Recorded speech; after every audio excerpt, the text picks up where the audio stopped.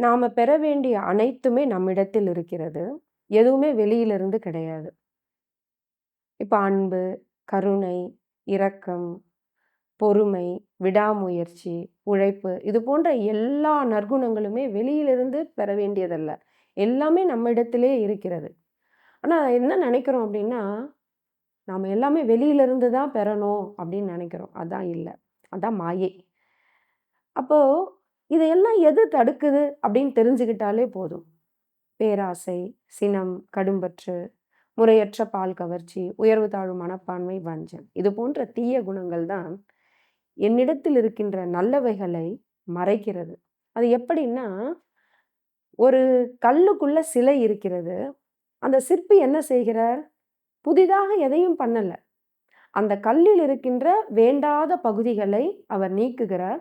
அற்புதமான சிலை அங்கே தெரிகிறது. அப்படித்தான். இந்த மனமாகிய சிற்பி நமக்குள்ள இருக்கிற அழகான சிலையை கண்டுபிடிக்கிறார். சிலையும் அவர்தான், சிற்பியும் அவர்தான். ஸோ மனம் என்பது ஒரு அற்புத சிற்பி. அது தன்னுடைய வேண்டாதவற்றை அது அறிந்து எடுத்து விட்டால், நமக்குள் இருக்கும் சிலையாகி அந்த தெய்வத்தன்மை வெளிப்படும். வாழ்க வளமுடன்.